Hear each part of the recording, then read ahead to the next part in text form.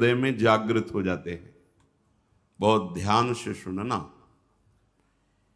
ये 10 लक्षण जब प्रकट होने लगे तो जान लेना कि अब हमारा परम सौभाग्य उदय होने जा रहा है।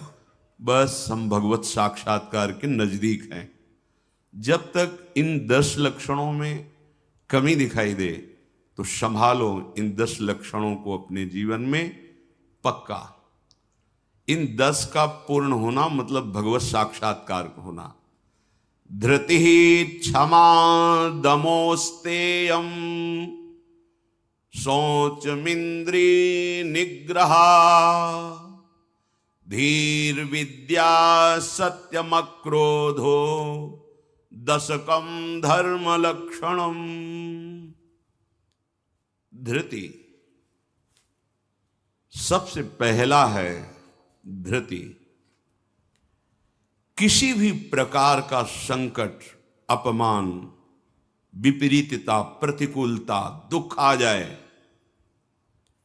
पर जो हमने भगवत प्राप्ति का लक्ष्य लिया है, चाहे वो गृहस्थ हो या विरक्त हो, भगवत प्राप्ति का लक्ष्य लिया है, अब वो नहीं छूट सकता, चाहे कुछ भी हो जाए। पहला लक्षण स्वीकृति इसीलिए कहा है। बहुत जोर की बात है। खुली वस्तु रखी है, बिगड़ी जन्म अनेक की अब वहीं सुधरे आज हो ही राम को। यह स्वीकृति बहुत बड़ी बात है। अपने लोग देहाभिमानी हैं तो क्रियाओं पर संतोष करते हैं, क्रियाओं पर विश्वास कर लेते हैं कि मैं ये कर रहा हूं, इसके फलस्वरूप ऐसा मिलेगा। लेकिन उस सब करने का फल होता है होना, और वो सत्संग से प्राप्त हो जाता है एक क्षण में। इसीलिए स्वर्ग सुख, मोक्ष सुख, फिर मर्त्यलोक के सुख की बात क्या, सत्संग के समान नहीं रखा गया। तात स्वर्ग अपवर्ग सुख धरी तुला एक अंग, तूलन ताहि सकल मिली जो सुख लव सत्संग। स्वीकृति बहुत जोर की बात है। पहला है धृति। धृति माने किसी भी प्रकार का कोई भी अपमान, तिरस्कार, निंदा, परिस्थिति, विपरीतता आपके मार्ग में आवे पर आपकी स्वीकृति पे अंतर नहीं होना चाहिए। इसे धृति कहते हैं। धृति ये बहुत आवश्यक है भगवत मार्ग के पथिक को।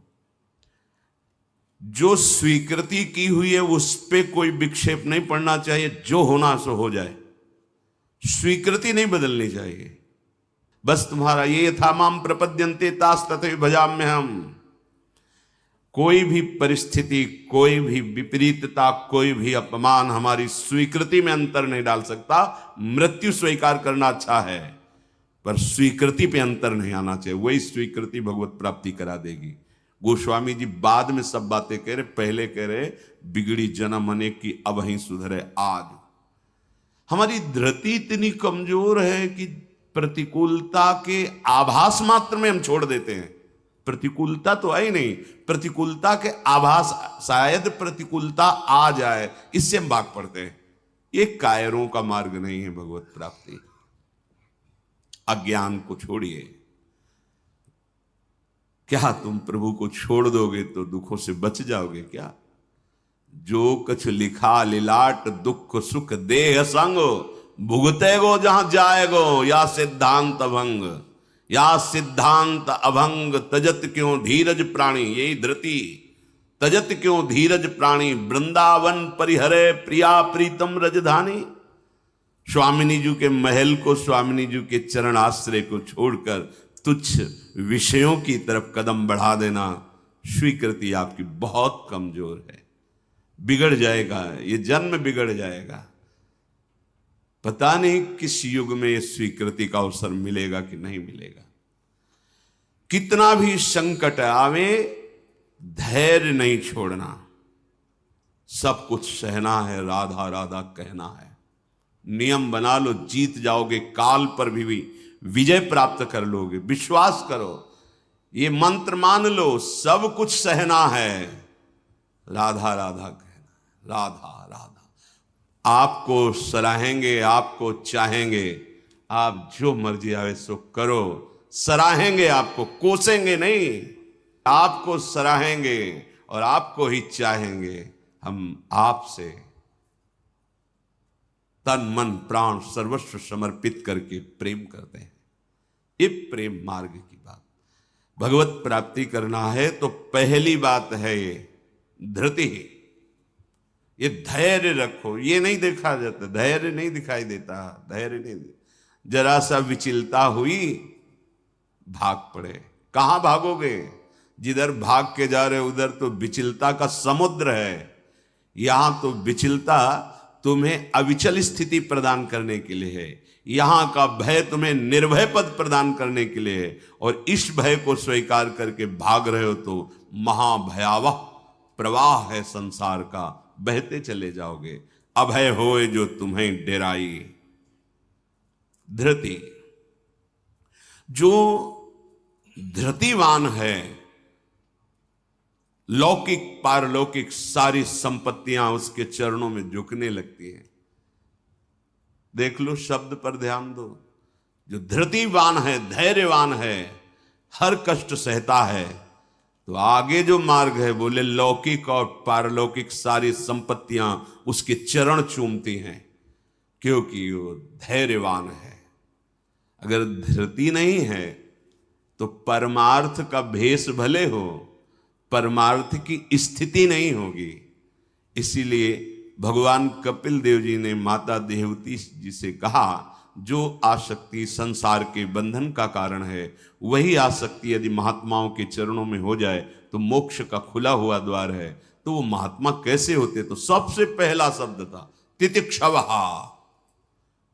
मतलब महान सहनशील होते हैं संत जन। तितिक्षवः, यहां धृति, ऐसा धैर्य कि कोई भी विचलित ना कर सके। बहुत गंभीरता से, इसीलिए इसमें रुके हुए हैं, बहुत गंभीरता से। पहला लक्षण है भगवत प्राप्ति का। जिसके अंदर ये 10 लक्षण आ गए तो भगवान प्रकाशित हो जाते हैं हृदय में, क्योंकि वही परम धर्म का स्वरूप है। भागवत धर्म में चलने वाले या कोई भी धर्म स्वीकार करे तो धृति जरूर आनी चाहिए। अगर धृति नहीं, आप पातिव्रत धर्म, एक पत्नी व्रत धर्म, जो जहां जिस धर्म में, तो उसको धैर्य धारण करना पड़ेगा। बिना धृति के धर्म का पालन नहीं होता। फिर ये तो परम धर्म, महाभागवत धर्म, प्रेम धर्म, इसमें तो कष्टों की परवाह करे तो योद्धा कैसा। अगर अनुकूलता, प्रशंसा, मान और सुख की चाह है तो परमार्थ का पथिक कैसा। अभी भ्रम में है वो। किसकी अनुकूलता? किसकी अनुकूलता? शरीर की। चाहे जितना अनुकूलता देते रहो, नष्ट होगा। इसकी अनुकूलता नहीं। श्री कृष्ण अनुकूल लेन, श्री कृष्ण की अनुकूलता को देखो कि हमारे शरीर, मन, वाणी, चेष्टा प्रभु के अनुकूल हो। उसके लिए तुम धैर्यवान बनो। चाहे जितनी निंदा हो, अपमान हो, तिरस्कार हो, संकट आवे, विपत्ति आवे, परवाह नहीं। तो हर विपत्ति संपत्ति बन जाएगी। देख लेना, लिखा है कि जो धैर्यवान होकर परमार्थ में चलता है तो लौकिक और पारलौकिक सिद्धियां और सफलता उसके चरणों में आ जाती है। श्री राधा किंकरीणाम लुठति चरण यो रद्भुता सिद्ध कोटि, करोड़ों प्रकार के वैभव सिद्धियां उसके चरण दास्ता में आ जाती, हाथ जोड़े खड़ी रहती हैं जब सेवा की आज्ञा हो। दूसरी बात है, दूसरा लक्षण है क्षमा। अपने साथ कोई बुराई कर रहा है, भगवत प्राप्ति करनी तो संसारिक आदमी इन बातों को समझ भी नहीं सकता, क्योंकि उसका उद्देश्य अंतःकरण धर्म में अहम ममत्व स्थापित करके भोगों को भोगना और उसी में सुखी होना है। अभी अज्ञान है, वो नहीं समझ रहा। ये परमार्थ के पथिक की बात है। क्षमा, ये इसलिए बोला, वो सामने वाला हमको ऐसा बोलता है, हम चुप रहेंगे। कैसे चुप रह सकते हैं? सामने वाला कौन है? अगर तुम संसारी हो तो संसार है, और परमार्थिक हो तो तुम्हारा आराध्य देव है। तुम्हारी वही तत्व दृष्टि होनी चाहिए जिसकी प्राप्ति के लिए निकले हो। कब करोगे? किस जन्म में करोगे? अभी इसी क्षण से अभ्यास शुरू करो। क्षमा, अपने साथ बुराई करने वाले को दंड देने या दिलाने की पूरी शक्ति होने पर भी, दंड देने या दिलाने की आज्ञा करते ही विध्वंस मच जाएगा, ऐसा होने पर भी ना तो शरीर से दंड दे, ना वचन से दंड दे, ना किसी से प्रेरित करके दंड, हम तो नहीं करेंगे पर तुम देखो, तुम हमारे शिष्य हो, हम तो सह गए, तुम्हें नहीं सहना चाहिए, जाओ, तो बात एक ही हो गई, बात एक ही हो गई। आप उसको दंड देना चाहते तो आपके अंदर क्षमा बल नहीं है। करत जे अनशहन निंदक तिनहु पे अनुग्रह, ना इस लोक में तुम्हें दंड मिलेगा और ना परलोक में दंड मिलेगा। मेरे अपमान, मेरे निरादर, मेरी निंदा, मेरे तिरस्कार का तुम्हें कहीं दंड ना मिले। तुम्हारी बुद्धि शुद्ध हो, स्वस्थ रहो और भगवान प्रसन्न हो। ये है परमार्थ के पथिक का हृदय।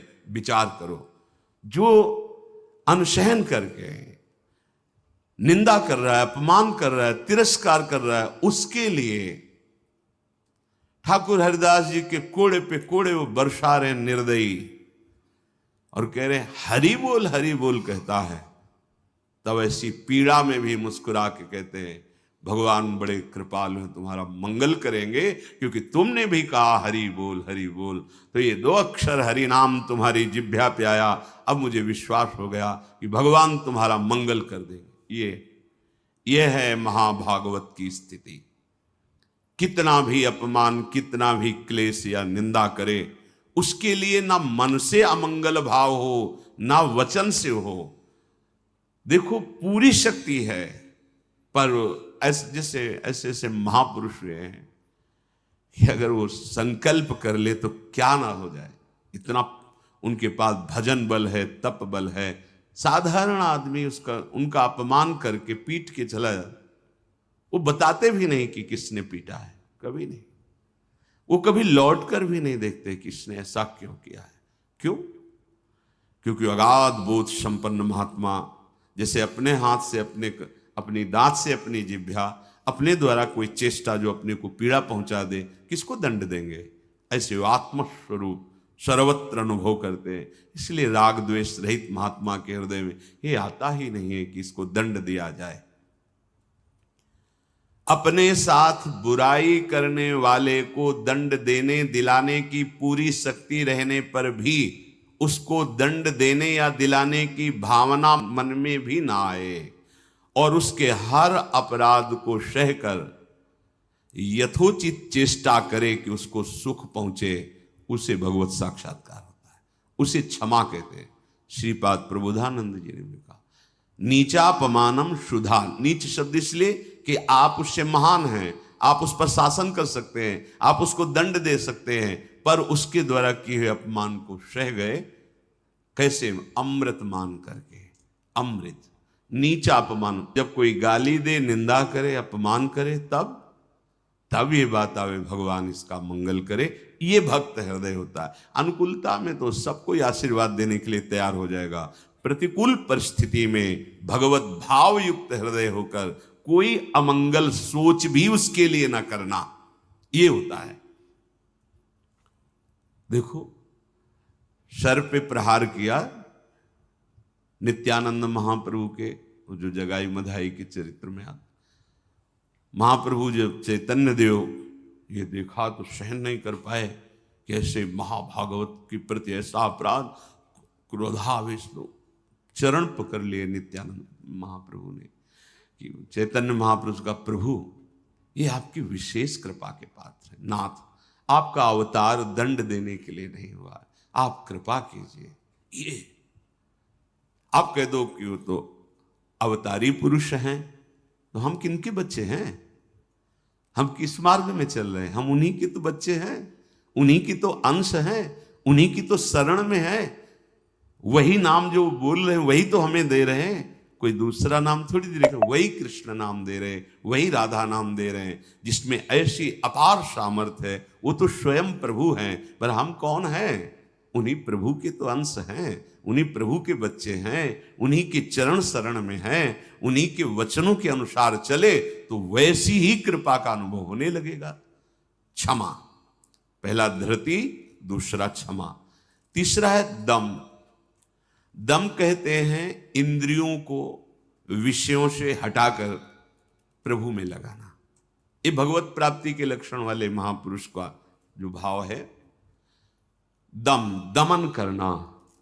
हमारी इंद्रियां बहिर्मुख होकर भोग भोगना चाहती हैं, इनका स्वभाव बन गया है। दुर्वासना मम सदा परिकर्षयन्ति। विषय इतने प्रबल हो रहे हैं कि इंद्रियों को अधीन कर लिए। इंद्रियां इतनी प्रबल हो रही कि मंथन करने वाली, प्रमथन स्वभाव वाली मन को अधीन कर लिया है। मन इतना प्रमथन स्वभाव वाला बुद्धि को अधीन कर लिया। अब बुद्धि विषय में सुख मान करके सब छूट दिए हैं, तो इंद्रियां मन विषयों में विचरण कर रहे हैं। जो भगवत प्राप्ति करने की लालसा वाला उपासक है, वो दम रूपी सद्गुण से युक्त होता है। दम अर्थात दमन करना, इंद्रियों का दमन करना थोड़ा कठिन है। कामा संजायते क्रोधा, क्रोधा इष्टमति विभ्रमा। जब हमारी कामना बन जाती है कि ये मैं भोग भोगूं और उसमें बाधा पड़ती तो क्रोध आ जाता है। बस ये कामना संकल्प न बनने पावे तो बहुत जल्दी निवृत्त हो जाएंगे। संकल्प बनने का समय हम देते हैं। जब कोई भी इंद्री का विषय आकर्षित होता है तो मन उसको विस्तार से सुख का, भोगा हुआ सुख या सुना हुआ या दृश्य में आया हुआ भोगने की लालसा, और आप अपने भगवत विस्मरण कर दिए और उसमें तन्मय हुए, संकल्प बना, गड़बड़ हो गया। अब परमार्थ से भ्रष्ट कर देगा, आज नहीं तो कल।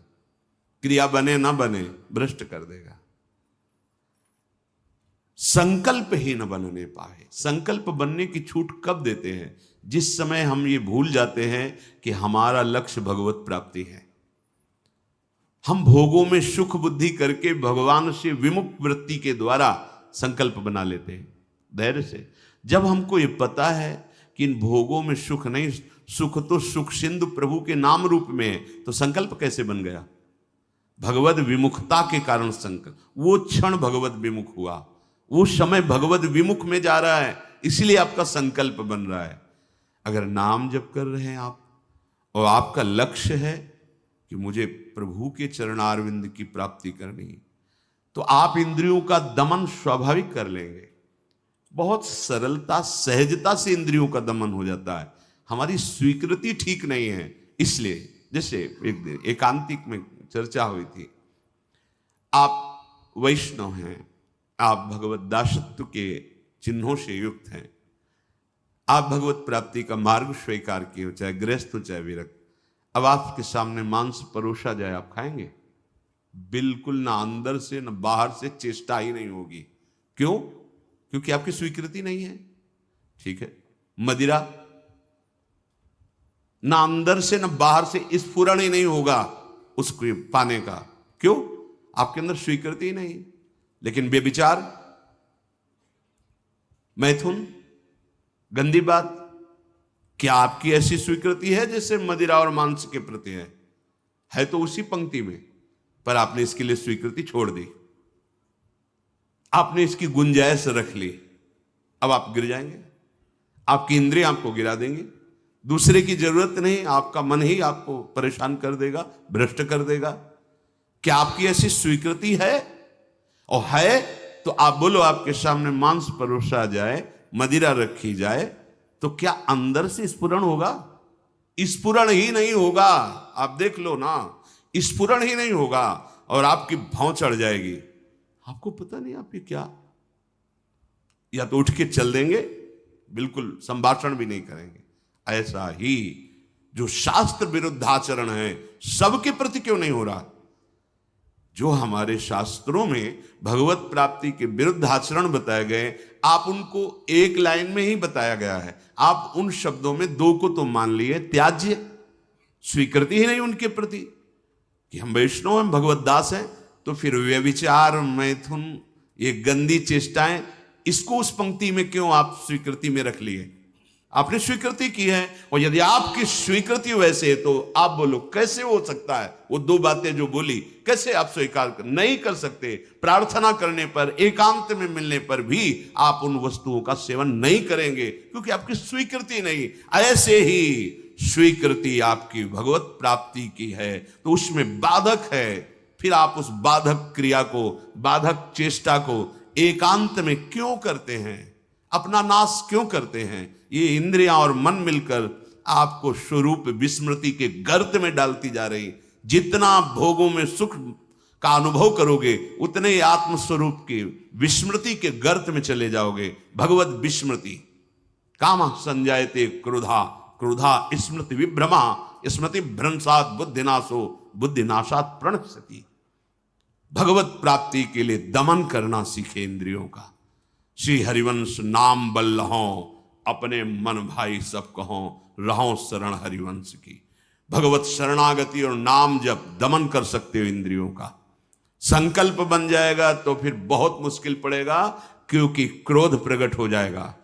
जिस इंद्री के संयोग सुख में आप तन्मय हो रहे हो उस इंद्री सुख में बाधा पड़ेगी तो आपके अंदर राक्षसी भाव जागृत हो जाएगा। आप कुछ भी कर सकते हो, उस समय मन आपको अपने अधीन किए आप राक्षसी बुद्धि से युक्त हो जाओगे। बहुत सावधान। दम, पहले ही हमारा निश्चय है भगवत प्राप्ति, हम प्रभु से मिलने के लिए चले तो जो प्रभु के भाव में डूबे हुए महापुरुष जनों ने निषेध किया ये नहीं, उसको बिल्कुल वैसे ही देखो जैसे और निषेध पदार्थ हैं। दम शब्द से है इंद्रियों का निग्रह, पर इंद्रियों का निग्रह होता है मन के द्वारा, और मन इंद्री दोनों मिल मना खष्टान इंद्रियाणि प्रकृति स्थान कर सेती, तो बची बुद्धि। अब बुद्धि शुद्ध हो तो मन पर अंकुश लगावे, लगाम खींचे तो इंद्री रूपे घोड़े सहज मार्ग में आ जाएं। सहज मार्ग है भगवत मार्ग, विषम मार्ग है संसार मार्ग। बहुत सावधान। और बुद्धि तभी शुद्ध रहेगी जब हर क्षण प्रभु का स्मरण करेगी। भगवान से वियोग प्राप्त हुई बुद्धि, वियोग माने भगवान से विलग हुई बुद्धि शासन नहीं कर सकती मन और इंद्रियों पर, और भगवान से योग को प्राप्त हुई बुद्धि इनको अपने शासन में रखेगी। तो बुद्धि योग कैसे बने? तो तेसाम सतत युक्तानाम भजताम प्रीति पूर्वकम तो ददामि बुद्धि योगम तम येन माम उपयांति ते। श्री भगवान के वचन। अगर तुम सतत भजन कर रहे हो तो बुद्धि भगवान से युक्त हो जाएगी, भगवान में तन्मय हो जाएगी, इतनी सामर्थ्यशाली हो जाएगी, जहां चाहेगी वहीं रथ को खड़ा कर देगी। लगाम है मन, घोड़े हैं इंद्री, शरीर है रथ, बैठा है जीवात्मा और हाँक रहा है सारथी बुद्धि। ईश भजन सारथी सुजाना, अपने आराध्य देव का सतत भजन मानो सुजान सारथी मिल गया है। अब मन रूपी लगाम को शासन में, तो घोड़े अपने आप सही मार्ग में।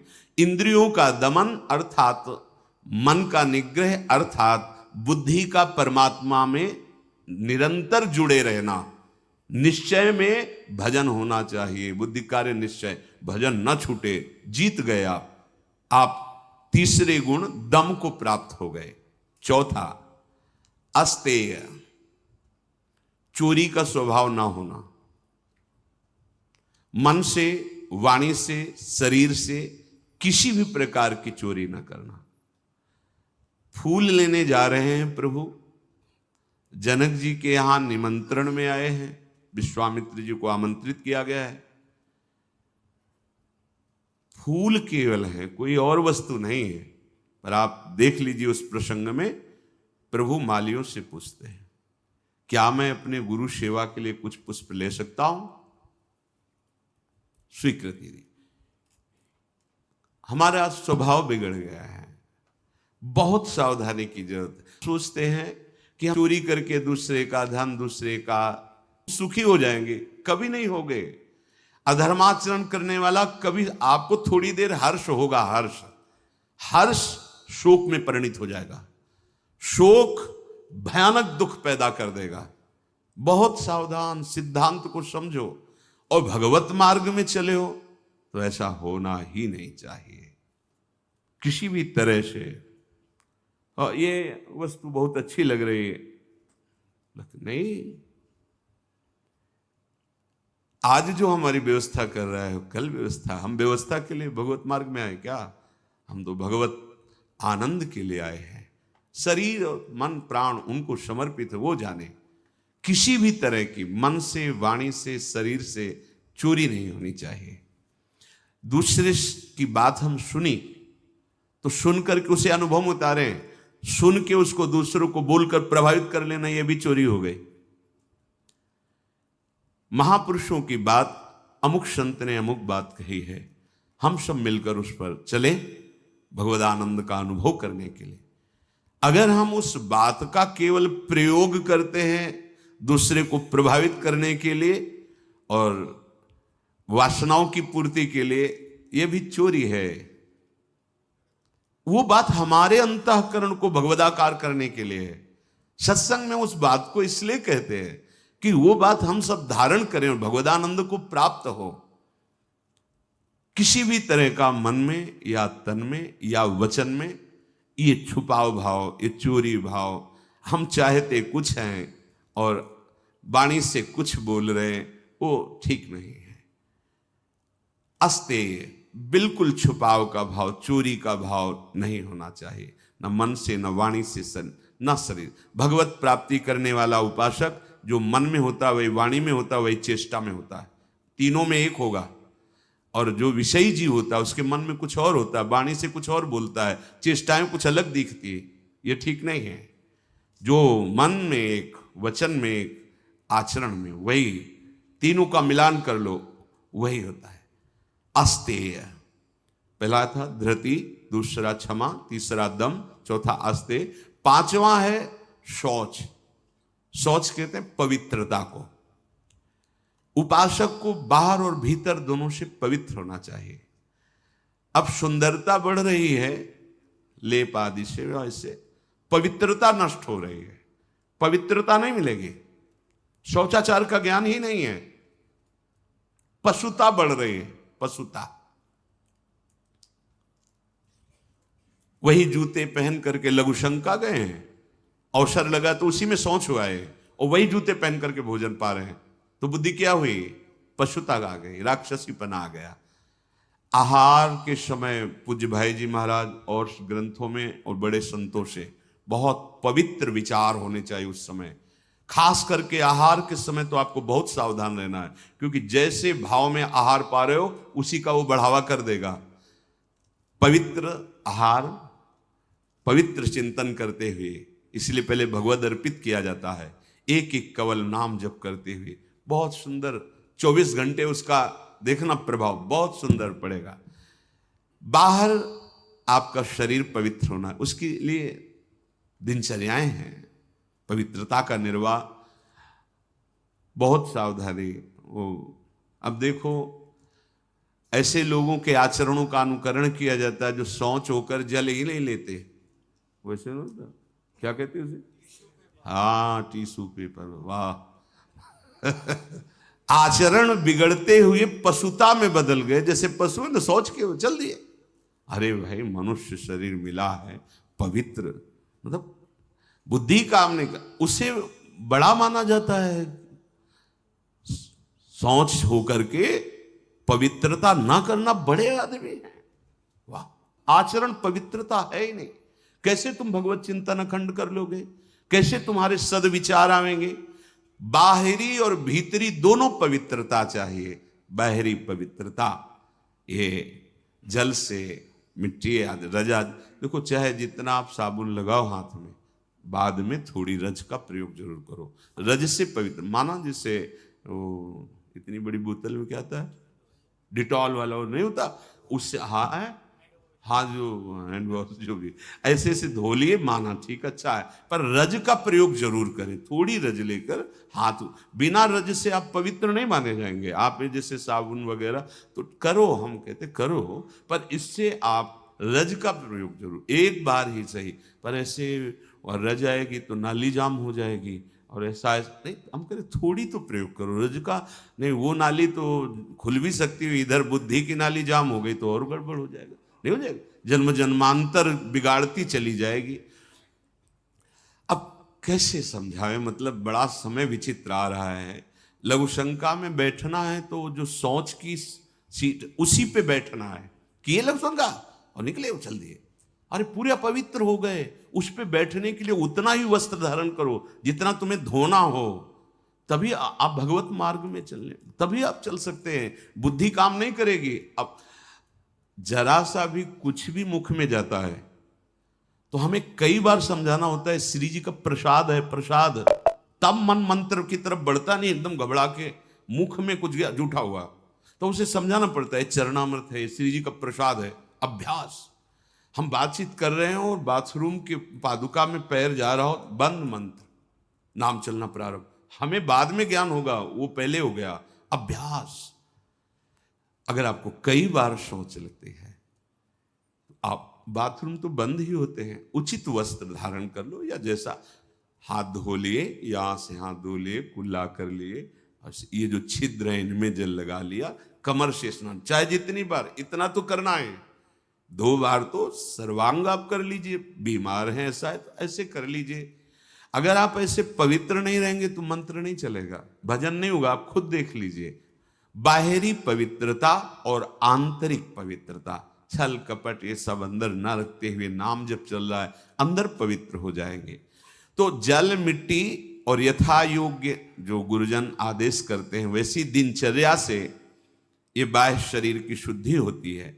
राग, द्वेष, दंभ, कपट, वैर, अभिमान, इन विकारों का नाश होने पर अंतःकरण स्वच्छ होता है। ये विकार सब नष्ट हो जाएंगे। सत्संग सुनते रहिए, नाम जप करते रहिए। तो ये सोच अर्थात पवित्रता, बाहरी और भीतरी दोनों आवश्यक है।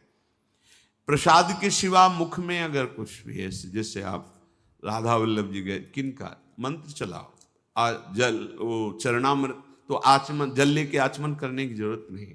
अन्यथा आप जैसे फिर तो अच्छे से कुल्ला करो, आचमन करो, फिर आप मंत्र जप करो, हर समय पवित्र। लघु शंका पहले बराबर कमंडल में जल रखते थे, अब तो कहीं जाना आना ही नहीं तो कमंडल पास रहेगा, उसमें छोटा सा गिलास। अपनी दिनचर्या में आप भगवत प्राप्ति के मार्ग में चले हैं, और आप ऐसे ही मनमानी, ऐसा नहीं। हम गुरुजनों को, बड़े महापुरुषों को देखा, पवित्रता का निर्वाह, पवित्रता का निर्वाह नहीं तो फिर सेवा या सुमिरन दोनों में विक्षेप पड़ने लगेगा। मनमानी आचरण मत कीजिए। आपका वस्त्र पवित्र होना चाहिए, पानी से निकाल लीजिए, पवित्र होने। ऐसे मनमानी आचरण करोगे तो भजन में रुचि नहीं होगी।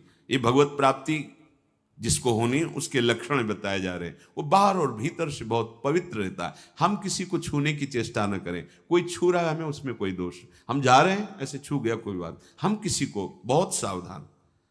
हमारे अंदर मंत्र चल रहा है, हमारे अंदर भजन चल रहा है, अब वो उसकी दिनचर्या क्या है, वो कैसे पवित्रता का निर्वाह करता है। तो अगर वो हमसे ऐसे धक्का लगे तो हम उस अपने को नहीं मान, हम अपनी तरफ से चेष्टा नहीं करते। बिल्कुल भगवत मार्ग में जो भगवत प्राप्ति के लिए बहुत सावधानी की, पवित्रता की आवश्यकता है। फिर है छठा, शब्द, स्पर्श, रूप, रस, गंध, इनका ऐसा प्रभाव है कि खींच लेते हैं।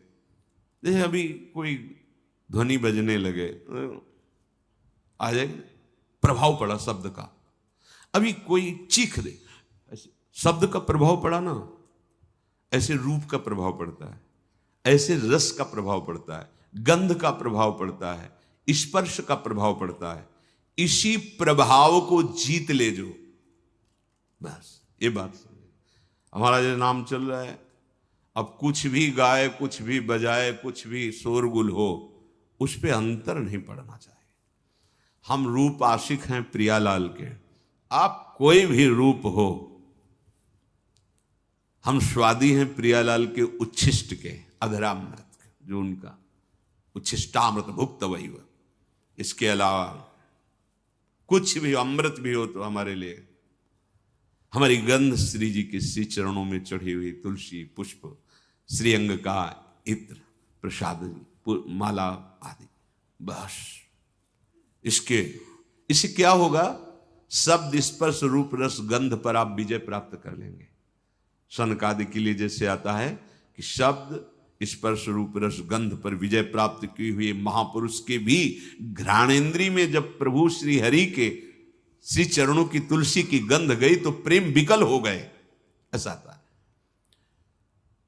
ये जो हमारी इंद्रियां स्पर्श सुख में, देह सुख, स्पर्श सुख में, रूप में, रस में, गंध में, शब्द में हमें भगवत प्राप्ति करनी, इसका हमें परिवर्तन करना होगा। हमें जहां भागवतिक शब्द श्रवणेन्द्रिय में पड़े तो नाच पड़ना चाहिए, प्रापंचिक शब्द तो उदासीन हो जाना चाहिए। भगवत भाव से सबके चरणों में प्रणाम, मेरे प्रभु सब इन रूपों में समाये हुए, ठीक है। ऐसे कोई रूप, और वास्तविक जब आप इतने महान रूप की प्रेमी भाव में चल रहे हैं तो कोई रूप आकर्षण नहीं कर सकता, नहीं कर सकता, है ही नहीं। देवलोक भूलोक रसातल सुनि कवि कुल मत डरिए, सहज माधुरी अंग अंग की कई कासो पट तरिए। कौन सा रूप? कोई भी रूप ऐसा नहीं कि चित्त में क्षोभ पैदा कर दे। कई बार विनोद में कहा है कि जैसे मकान में आग लग जाए तो कैसा दिखाई देता है, ऐसे ही जो रूप आशिक प्रभु के होते हैं, कहीं भी कोई भी रूप बहुत सुंदर वो नहीं। जितना सौंदर्य यहां से ब्रह्मलोक तक है, हमारे प्रभु के सौंदर्य सिंधु के बिंदु के एक सीकर से है। कोटि काम मूर्छित हो जाए ऐसे तो लालजू महाराज हैं। एक काम पूरे त्रिभुवन में तांडव मचाए हुए है। करोड़ काम जिनकी मंद मुस्कान से मूर्छित हो जाए, वैसी जो लालजू की रूप लावण्य महिमा है, वो लालजू हमारी लाडली जू, निर्तन भ्रकुटी, बदन अंबुज मृदु, सरस हास, मधु बोलन तो अति आसक्त लाल। अब ऐसे रूप के आशिक, ऐसे रूप की चाह करने वाले किसी रूप में वो प्रभावित हो जाएंगे। ये जो छठवां इंद्रिय निग्रह अर्थात शब्द स्पर्श रूप रस गंध, ये जो इंद्रिय के ज्ञानेन्द्रिय के 5 विषय हैं, इन किसी विषयों को भी भगवद विमुख होकर स्वीकार न करें। प्रभु से अर्पित है, जैसे विशेष विशेष गंध हैं, पर अगर प्रभु को अर्पित नहीं तो हमारी घ्राणेन्द्रिय उसे वो आ रही पर उसका महत्व तो नहीं है। और प्रभु में अर्पित है, हमारी प्रियाजू के श्री चरणों में चढ़ा हुआ है, ये पुष्प है, ये इत्र है, ये माला उनके श्रीअंग, अहो भाग्य, बार बार वो जीत जाएगा। फिर उसके घ्राणेन्द्रिय को लुभायमान नहीं कर सकता। श्रवणेन्द्रिय यदि प्रभु के जस को सुनने के लिए बावरों सो रस में फिरे, खोजत नेह की बात, तो विश्व का कोई भी शब्द उसे आकर्षित नहीं कर पाएगा। और रसेंद्रिय यदि प्रभु का केवल उच्छिष्ट भोगती है, वाकेंद्रिय केवल प्रभु के जस में है, आप जीत गए शब्द स्पर्श रूप रस गंध। बहुत सुंदर बात है, हम यहीं फंस जाते हैं। देखो, एकांत में आप कौन सा शब्द सुनते हैं? बिल्कुल खुली बात है, सभा में तो हम गान कर रहे हैं, लेकिन एकांत में कौन शब्द आपको प्रिय है?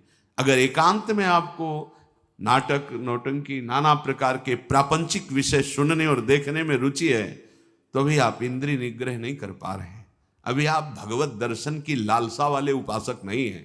समझिए, आपका लक्ष्य भगवत प्राप्ति है। आप अपने मन को समेट कर इंद्रियों सहित भगवान के चरणों में समर्पित करने की तैयारी कर लिए। आप कुछ नहीं, अब तो विश्वम्बर भगवान को समर्पित कर दो, पूरा विश्व वो देखे, आप उनको देखो, आप उनके चरणों का चिंतन करो। ये जो भगवत प्राप्ति के लक्षण की बात है, ये जन साधारण नहीं समझ सकते, इसलिए सावधान करके कह रहे हैं। आपका लक्ष्य बन गया भगवत प्राप्ति, तो आप ऐसे शब्द ना सुने जो आपके मन को खींच ले, ऐसे रूप को न देखें जो रूप राशि के दर्शन के लिए हृदय लालायित करना चाहते हैं हमारे मन को, हमारी इंद्रियों। ऐसा कोई रस, ऐसे कोई घ्राणेन्द्रिय का विषय, ऐसा कोई स्पर्श जो आपको भ्रष्ट कर दे अपने मार्ग से, सावधान। पर जो भगवत प्राप्ति की लालसा वाला होता है, वो शब्द स्पर्श रूप रस गंध इस पर विजय प्राप्त किए होता है या विजय प्राप्त करना चाहता है। सातवां धी है। धी अर्थात बुद्धि। आपका आहार सात्विक होगा, संग सात्विक होगा, शास्त्र सात्विक होंगे, वार्ता सात्विक होगी, तो आपकी बुद्धि भी सात्विक हो जाएगी। जो रोज सत्संग सुनता है, सत शास्त्रों का अध्ययन करता है और प्रभु का नाम जप करता है और विचारवान है, विचारवान, वो बुद्धि भगवत प्राप्ति की योग्य हो जाती है। ध्यान दीजिए, जो रोज सत्संग सुनता है, सत शास्त्रों का स्वाध्याय करता है, भगवत भजन अर्थात नाम जप करता है और विचारवान है, कोई भी चेष्टा, कोई भी क्रिया बिना विचारे नहीं, विचार बिना विचारे जे करें चे पाछे पछताएं। हमें विचार करना है। ये जो हम सोच रहे हैं, जो हम करने जा रहे हैं, शास्त्र सम्मत है? नहीं, तो फिर नहीं। जिसमें निरंतर प्रभु में मन लगाने के सहयोग हो, ऐसा बुद्धि निश्चय करने वाली, वो भगवत प्राप्ति की योग्य हो जाती है। हमें वही सुनना है, वही देखना है, वही बोलना है, वही चेष्टा करनी, जिससे हमारा भजन बढ़े, भजन सुरक्षित रहे, भजन पच जाए। ये सारा क्षेत्र बुद्धि का है। बुद्धि में विवेक है, वो बढ़ाएगी भजन, बचाएगी और पचा लेगी। जैसे भजन का भी अपच होता है, मैं इतना इतना, तो आगे दिखाएगी, देखो वो महापुरुष इतना भजन, इतने दैन्य, धिक्कार है हमारे जीवन को, अभी उतना तो है नहीं, अहम ऊपर से आ रहा है, वो दबाती रहेगी, तो भजन पचता रहेगा। कौन सी बुद्धि? जो रोज सत्संग सुनती है, शास्त्र स्वाध्याय, नाम जप और विचारवान है, ऐसी बुद्धि भगवत प्राप्ति की योग्य हो, अर्थात निश्चय। अगर बुद्धि विषयों में लगी हुई है, धन संपत्ति मान को श्रेष्ठ मानती है, तो ये निश्चय ही नहीं कर पाएगी कि परमात्मा प्राप्ति करना है। भोगेश्वर प्रसक्ता नाम तया प्रहत चेतसाम व्यवसायत्मिका बुद्धि समाधौ न विधीयते। आठवां है विद्या। जैसे प्रश्न आता है कि जब भजन मार्ग में चलना है तो पढ़ना लिखना सब व्यर्थ ही है, क्यों पढ़े लिखे? क्योंकि आजकल ऐसी विद्या पढ़ाई जाती है, ऐसी पढ़ाई जाती है। हम उस विषय पे नहीं जाते, हम ये जाते हैं कि यदि आपको अक्षर मात्रा इनका सब ज्ञान नहीं है, तो आपको हो सकता है कि सत्संग सबके सौभाग्य में तो नहीं है ना, तो आप ऐसे गीता पुरुष या बहुत जगह से महापुरुषों की वाणियां हैं, अगर आपको अक्षर मात्रा का ज्ञान नहीं तो आप कैसे पढ़ पाएंगे? अगर आपको ये लौकिक विद्या जो काखा गगा, इसमें ब्रह्म विराजमान है। कई बार ये वार्ता हुई कि जैसे भगवान कण कण में विराजमान है, ऐसे हर अक्षर में विराजमान है। आ ब्रह्म का स्वरूप माना गया है। का, खा, गा, घा, आ निकलता है ना, ज्ञा तक निकलता है। आप जो विद्या पढ़ रहे हैं साक्षात ब्रह्म स्वरूप है। जो आप जानकारी ले रहे हैं उस सृष्टि की जो ले रहे हैं वो ब्रह्म स्वरूप है। उसे आप भजन से अलग मत मानिए, ध्यान देकर पढ़िए। हाँ, अब पढ़ लिख करके उद्दंडता करना, कपट करना, हिंसा करना, चोरी करना, तो होगा कि क्या हुआ तुम्हारी पढ़ाई से? आप विद्या से, जैसे विद्या विनयम ददाति, विनम्र होता है, गंभीर होता है, बुद्धि उसकी निर्णायक होती है, प्रवीण होती है। पर यदि भ्रष्टाचरण करोगे तो वही विद्या अविद्या का रूप धारण कर लेगी। तो विद्या निषेध नहीं है, अविद्या निषेध है। आप खूब अच्छे से पढ़िए, आप खूब पदाधिकारी बनिए, समाज की सेवा करिए, आप जानकारी लीजिए, ये जगत भगवत स्वरूप है। अगर आप अभी से प्रमाद कर लिए तो भजन में स्थिति है नहीं। हम देखते हैं जो बच्चे पढ़े लिखे हैं ना, तो एक बार समझा दो तो कदम सोच समझ के रखते हैं। हाँ, हम ये कहते हैं यदि ऐसी रति है कि राधा राधा राधा राधा राधा सत्संग और नाम जप करते हुए आप, तो सच्ची मानिए सब शास्त्रों का ज्ञान अपने आप हो जाएगा। पर ऐसा बहुत ही कठिन है, कोई बिरला ऐसा जो ऐसे चल पाए, नहीं तो इसलिए पढ़ना आवश्यक है। विद्या, जब आपके अंदर अक्षर मात्राओं का ज्ञान होता है, उसमें विषय भी रखे जाते हैं। आप संस्कृत पढ़ सकते हैं, आप ये पढ़ सकते हैं, आप ये अलग अलग विषय रखे जाते हैं। जैसे अपने जब पढ़ रहे थे तो एक विज्ञान का विषय था और एक आर्ट का विषय था, कॉमर्स का विषय था, नहीं, अलग अलग, कि आप संस्कृत ले सकते हो, आप अंग्रेजी ले सकते, ऐसे कई विद्या। अगर हमको अक्षर मात्रा और ठीक ज्ञान है तो हम वेद का स्वाध्याय कर सकते हैं, आगे हम संस्कृत पढ़ें, हम अपने शास्त्रों को पढ़ सकते हैं। अब ऐसा क्या कि शास्त्र तो आते नहीं, भजन में रुचि नहीं, तो आपके अंदर ज्ञान स्फुरित कैसे होगा? हम उन महात्माओं को देखकर बोला कि का नहीं पढ़े लेकिन एक क्षण भी नहीं नाम छोड़ रहे, तो सारा ज्ञान जागृत हो गया उनको। यही अपने वृंदावन में पूज्य मथुरा दास जी थे, वो खुद कहते थे, ए जी हमने कभी स्कूल का मुंह नहीं देखा, अर्थात कभी स्कूल नहीं गए, और 50-50 श्लोक महाभारत के एक साथ बोलते चले जा रहे और फिर नंबर बाय नंबर उसका अर्थ बताते चले जा रहे हैं। ये सब क्या हो रहा है? बड़ा विचित्र है। जब हमारा चित्त प्रभु में जुड़ जाता है तो प्रभु पूर्ण है, तो कोई भी ऐसा ज्ञान नहीं जो उसके अंदर, पर अभी खेलने कूदने की अवस्था में प्रमाद स्थिति के कारण वो आड़ लेते हैं कि हम भजन करेंगे और विद्या नहीं पढ़ते, इसलिए पढ़ना चाहिए। पढ़ो, अब हमारी समझ में आया है कि पढ़ो, अपने को पहले दिनचर्या में लाओ, माता पिता के अधीन रहो, शास्त्र की बातें समझने के लिए विद्या का अध्ययन करो, कोई पद मिलता है तो समाज सेवी बनो, अधर्म का त्याग करते हुए धर्म पे चलने वाला महात्मा ही माना जाता है, चाहे वो गृहस्थ में हो चाहे विरक्त में हो। इसलिए विद्या ही अध्यात्म विद्या की तरफ ले जाती है। आप पढ़े लिखे हो, हमारी बात समझ रहे हो? नहीं समझ नहीं पाओगे।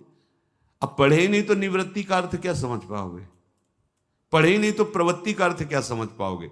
उनकी बात जाने दो जिनको लोक परलोक से कोई मतलब नहीं है, बस शुरू है भगवान नाम निरंतर, वो सिद्ध महापुरुष। अब कहां वृत्ति है? स्कूल जाने की रुचि नहीं, विद्या पढ़ने की रुचि नहीं, मोबाइल के पूरे इंजीनियर हैं छोटे छोटे बच्चे। हाँ, मतलब अभी इतने बड़े हैं, वो क्या सर्च करना है आपको बोल दो, बस बोलिए, आपको सर्च किए बैठे। क्योंकि वायुमंडल ऐसा है, वातावरण ऐसा है, 4 बच्चे जहां मिले तो बिना सीखे सब आने लगते हैं, उनको कुमार्गगामी प्रवृत्तियां। इसलिए विद्याध्ययन, शास्त्र स्वाध्याय, तभी वो अध्यात्म विद्या की तरफ बढ़ेगा। जिससे यथार्थ ज्ञान प्राप्त होता है उसे ही विद्या कहते हैं। नवा है सत्य। सत्य बोले, सत्य आचरण करे, असत आचरण, शास्त्र विरुद्ध आचरण नहीं। असत वार्ता, सत्य क्या है? भगवान है, सत्य नारायण है, सत्य श्री कृष्ण है। भगवत भाव से चर्चा करना, भगवत भाव से व्यवहार करना, ये सत्य आचरण होता है, ये सत्य वार्ता होती है। जैसा अंतःकरण और इंद्रियों में आपने निश्चय किया है वैसा ही बोलिए, उसमें छल कपट करके बनावटी शब्द दंभ वाले नहीं होने चाहिए। यह ध्यान में रखना चाहिए कि आप जो बोल रहे हैं उससे किसी के हृदय में ठेस नहीं पहुंचनी चाहिए। जो बोल रहे हैं उससे दूसरे को लाभ प्राप्त होना चाहिए। जो बोल रहे हैं वो यथार्थ सत्य होना चाहिए, कपट रहित, दोष रहित, अहित करने वाली वाणी नहीं होनी चाहिए। और 10वां है अक्रोध। कोई भी आपके प्रति कैसा भी बर्ताव करे, आपको क्रोध नहीं करना, यह नियम लेना है। इसमें दूसरा था क्षमा। क्षमा और क्रोध में अंतर है। जो हमारे प्रति अमंगल बर्ताव कर रहा है उसका मंगल हो, कभी अमंगल न हो, यह क्षमा है। अब जो हमें क्रोध दिला रहा है तो हमें नियम लेना कि हमें गुस्सा नहीं करना, वो दिलाएगा। देखो, जब आप परमार्थ पे चलते हो तो आपके अंदर और बाहर दोनों जगह ऐसी परिस्थिति पैदा की जाएगी कि आपको क्रोध आवे, आपके अंदर की वृत्ति बिगड़ेगी। बाहर का ऐसा व्यवहार हो सकता है, आपका साथी, आपका मित्र, आपके पास रहने वाला साधक ही आपसे विपरीत ऐसी चेष्टा, उस समय वो प्रेरित है। आपको देखना है कि इस समय प्रेरित है माया के द्वारा, और वो मुझे गुस्सा दिलाने के लिए ऐसा विधान रचा गया, पर मैं गुस्सा नहीं होऊंगा। अगर सह नहीं पाते हो तो मौन हो, भाग जाओ वहां से, मौन हो के भाग जाओ। वीरता मत दिखाओ। गुस्सा करना वीरता नहीं, सह जाना वीरता है, जैसे सह पाओ। बहुत संतों ने इस पर, जहां कोई आपको गुस्सा की बात दिलाने लगे तो अगर आप ये याद कर लोगे कि मेरी परीक्षा हो रही, मुझे क्रोध दिलाया जा रहा है, तो आप समझ जाओगे। पर बस यही रहे कि मेरी परीक्षा हो रही, मुझे गुस्सा नहीं कर ली, नहीं, सोचते सोचते फिर कड़वा वचन निकलने लगेगा, फिर मारपीट भी होने लगेगी। पर सोचो अपने साधु के साधक हो के एक दूसरे को गाली दे रहे, लड़ रहे, ये कोई साधुता है? ये कोई मार्ग? अक्रोध, क्रोध नहीं करना। नियम लेना पड़ेगा ना कि क्रोध नहीं करना, वो दिलाएंगे क्रोध। बड़े विचित्र विचित्र लीलाएं होती। 100 बार थूका, क्रोध नहीं आया, ऊपर से थूका। वो तो उन्होंने यही कहा कि आपकी तो बड़ी कृपा हुई जो एक दिन में 100 बार मुझे गंगा स्नान करने को मिला, 100 बार हमें स्नान करने का सौभाग्य मिला। ये हो सकता है हमारे साथ व्यवहार ऐसा हो कि जिससे हमें क्रोध आवे तो हमें तुरंत सोचना है, तुरंत वही सोच सकता है जो साधक है, ये मेरी परीक्षा आई है, नहीं मुझे गुस्सा नहीं कर, राधा राधा राधा राधा राधा राधा राधा भैया राधा, बढ़ो आगे बढ़ो, गुस्सा नहीं कर रही। अक्रोध, अपनी कोई बुराई करके, अपना कोई प्रतिकूल व्यवहार करके क्रोध दिलाना चाहता है। आप अक्रोध, आपको गुस्सा नहीं करनी। क्षमा में और अक्रोध में अंतर है। हम गुस्सा नहीं करेंगे पर क्षमा उसको मंगल मनाएगी, उसके प्रति कोई प्रतिकूल व्यवहार नहीं होगा और उसका मंगल होगा। मन वचन कर्म से इसको हमारे प्रति जो अपकार किया कभी इसको दंड ना मिले, ना भगवान दंड देने या लोक में दंड, उसे क्षमावान कहते हैं। बहुत बड़ा बल है ये साधु का, इसीलिए दूसरे नंबर पे है क्षमा। ये जो क्रोध है वो हमें दिलाने की चेष्टा कर रहा है, हम उसका मंगल भी मनाने वाला विषय नहीं। अब हमें इसमें सावधान रहना, गुस्सा नहीं होना। देख लो आज ही नियम लियो लोगे, शाम तक कोई ना कोई ऐसा आपको गुस्सा बाहर से नहीं अंदर से आ जाए। परसों मिला था ना, उसने अब जलने लगे, गुस्सा आने लगी। परसों की बात या वर्षों की बात, मन है वो लाएगा भी। अच्छा ऐसा मतलब तो हमको क्या समझ रखा है भगवान, मतलब वो मना गुस्सा रही ना, देखो इतना तो विलंब न करो, तो दंड दो जिसे 4 लोग देखे ना कि वैष्णव अपराध का क्या मतलब होता है। कहां गए, उसी समय अंदर वाली वृत्ति करो, नहीं मुझे गुस्सा नहीं होना, मुझे किसी का मंगल नहीं मनाना, क्योंकि मुझे भगवत प्राप्ति करनी। क्षमा और अक्रोध दोनों में भेद यही है। जो कुछ होता है मन में या बाहरी व्यवहार में, हमको उसे सहना है, क्रोध नहीं करना है। ये जो 10 प्रकार के लक्षण बताए गए, उपासक सावधानी पूर्वक इनको धारण करे। अगर ये लक्षण है तो भगवत प्राप्ति निश्चित है। पुनः पहला है धृति, अर्थात हम ऐसी स्वीकृति में रहें कि कोई भी परिस्थिति हमारी स्वीकृति को न नष्ट कर पावे। हमारा लक्ष्य है निरंतर भजन, हमारी स्वीकृति ऐसी जन्म में भगवत प्राप्ति। दूसरा क्षमा, कोई कितना भी हमारे साथ व्यवहार, हम अंदर से उसका अमंगल नहीं होने, तो आप कहोगे ऐसा कैसे, वहां भगवान बैठे, सच्ची मानना। आपको लगता है वो तो अमंगल करता चला जाएगा, नहीं, तुम्हारी क्षमा सांप से भी बढ़कर उसको शासित करेगी। उमा क्षमा साप होते भारी, अपने कर्म जाय अपकारी। अगर आप लड़ गए, आप ऐसे कटु वचन बोल रहे हैं तो शायद उसका सुधार ना हो, लेकिन आप सह गए तो ये क्षमा जा करके उसको जो दंड देगी वो सुधार पे आए, उसका मंगल नहीं होगा, और उसको ऐसी जलन, ऐसी दंड स्थिति देगी कि वो सुधर करके मार्ग में चलने लगेगा। तीसरा दम, इंद्रियों का, मन का दमन करना, और ये बुद्धि से होता है। जब नाम जप करोगे, बुद्धि योग बना रहेगा, तो मन का भी दमन होगा, इंद्रियों का भी दमन होगा। आस्ते मन वाणी शरीर से किसी भी प्रकार की चोरी ना करना। ये जो लोभ प्रवृत्ति है बहुत सूक्ष्म होती है, बहुत सूक्ष्म होती है। इसको न शरीर से, न मन से, न वाणी से, किसी भी तरह से हमें चोरी नहीं करनी। शौच बाहर और भीतर से पवित्र रहने की चेष्टा करनी है। छठवां इंद्रिय निग्रह, अर्थात शब्द, स्पर्श, रूप, रस, गंध, ये हमें परास्त न कर पावे जो माया जनित है। सातवां धी, अर्थात सत्संग के द्वारा, शास्त्र स्वाध्याय के द्वारा, नाम जप के द्वारा, विचार के द्वारा हम अपनी बुद्धि को प्रभु से जोड़े रहें। विद्या, वही जो अध्यात्म विद्या तक पहुंचा दे। नवा सत्य, यथार्थ, प्रिय, हितकर भाषण, और सत्य हैं प्रभु। अगर प्रभु को लेकर आप वार्ता करते हैं, प्रभु को लेकर के आप अपने कार्य करते हैं, तो सब भगवत स्वरूप हो जाते हैं। 10वां अक्रोध, किसी भी परिस्थिति में गुस्सा ना करना। अपने लोगों को रहता है कि गुस्सा से सुधार हो जाता है, मुझे लगता है कि नहीं होता। कि नहीं जैसे हम गुस्सा करते हैं तो सब संभल जाते हैं, नहीं होता, क्योंकि वो आसुरी प्रवृत्ति है। आसुरी प्रवृत्ति से ना अपना मंगल होगा ना सामने वाले का। हाँ, भगवत भाव रखते हुए अगर वो नाटक है तो कोई बात नहीं। गुस्सा का एक नाटक भी होता है, वो ऐसे से ऐसा, पर अंदर ना जलन है, ना अंदर द्वेष है, ना घृणा है। ये आप देख लो। ऐसा नहीं कि भरपूर गुस्सा हो गए फिर इसके बाद सिद्धि दिखाई कि हम तो नाटक कर रहे थे। वो भगवान अंदर बैठे हैं और ये भगवत प्राप्ति की बात है। बिल्कुल उसके प्रति भगवत भाव है, बिल्कुल कोई जलन नहीं किसी तरह की, और किसी तरह की अभद्र वाणी नहीं है। और आप शासन, आप ऐसा नहीं करना चाहिए आपको, अगर आप ऐसा करते तो आप चलिए बाहर निकलिए, खड़े होइए। वो केवल सुधार के लिए माना जाएगा, जहां अंदर जलन नहीं हुई, अभद्र वाणी नहीं हुई और आपका भगवत भाव है। ये अक्रोध स्थिति में भी ऐसा आप बाहर दिखा सकते हैं, पर ये स्थिति छोटी मोटी नहीं है। इसलिए पहले हमें पूरा क्रोध धारण करना है, गुस्सा नहीं करें।